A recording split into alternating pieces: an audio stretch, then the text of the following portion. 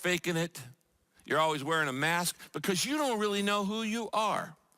Number 3, confused identity creates stress in your life. And stress happens when you try to be something that you're not. So when I learn to think like Jesus and I have the mind of Christ, I know exactly who I am because Jesus knew exactly who he was, and he created you. Now let me give you another one. Second, when I learn to think like Jesus, when I have the mind of Christ, I not only know who I am, I know God's purpose for my life.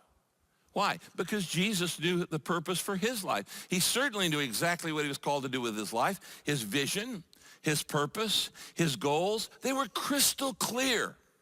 In John 8, verse 14, Jesus says this, I know where I came from, and I know where I'm going. Do you know that? Do you know where you came from? Do you know where you're going? Jesus settled his purpose very early in life. In fact, the Bible tells us that by age 12, he was already a purpose-driven young man at age 12. In Luke chapter 2, verse 49, Jesus at age 12 had been left at the temple, and Mary and Joseph are returning to their hometown, and all of a sudden they realize he's not in either traveling party. And they go back to the temple to get him. They find him teaching the elders as a 12-year-old.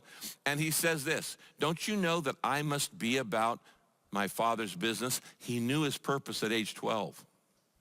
You know, I accepted my call to full-time Christian ministry when I was 12 years old. Young children can understand this at a lot earlier age than we think.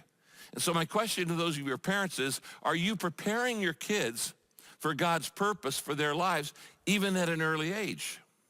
Now, of course, as Jesus' ministry expanded, he became more and more specific, announcing several very specific purposes for his life. One of them is John 10:10. You know this verse. John 10:10, Jesus says, my purpose is to give life in all its fullness. That's knowing not only who he was, but knowing his purpose. In fact, even right up to Christ's death on the cross, Jesus' purpose was very clear. Look at this verse up here on the screen. In John 12:27, it says this, the night before he was executed, Jesus said, my soul is deeply troubled right now. This is Jesus the night before he goes to the cross. My soul's deeply troubled. So what shall I say? Father, save me from this hour? No. It was for this purpose that I have come. So we see Jesus knew who he was, and he knew his purpose. He wants you to know who you are. He wants you to know your purpose. You get that when you get the mind of Christ. Number 3, when I have the mind of Christ, I'm always aware that God is with me.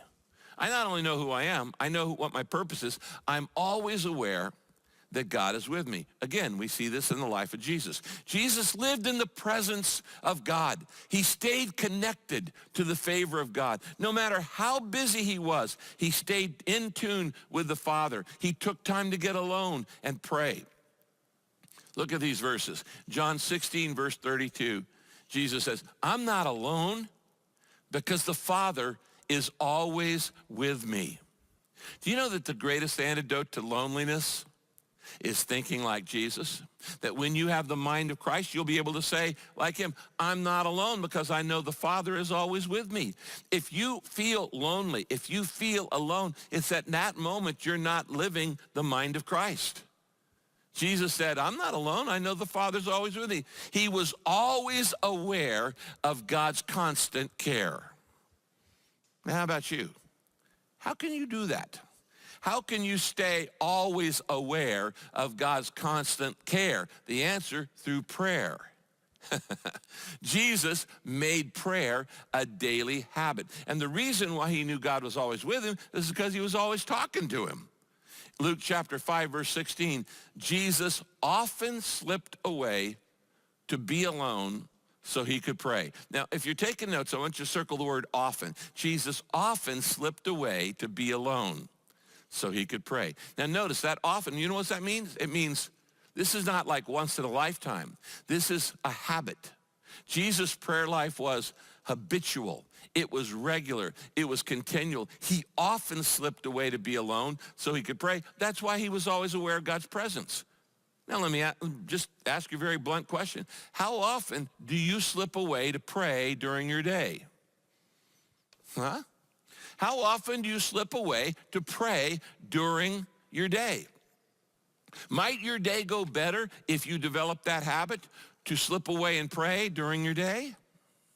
I mean, if Jesus felt the need to slip away and pray during his day, how much do we need it? Let me summarize what I'm trying to say here. You miss the gifts of God when you fail to get with God.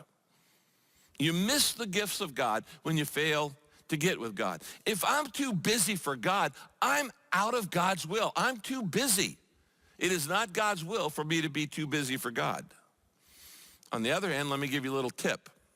You'll get more done here and there and everywhere if you pause between for prayer. Sandwich prayer between here, there, and everywhere. And when you sandwich prayer between those, you'll have more success in your life. You'll get more done. Now, we all need quiet times to reflect and to renew and to recharge. You know, it was Pascal, the famous French philosopher, who said, most of man's problems come from his inability to sit still. Can you sit still and be aware in prayer?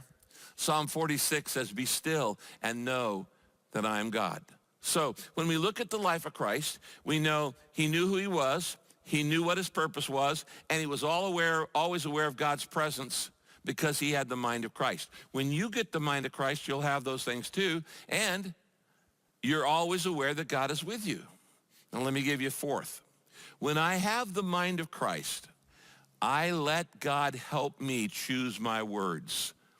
Would you write that down? When you have the mind of Christ, when you're thinking like Jesus, you do what Jesus did. And what did Jesus do? He let God help him choose his words.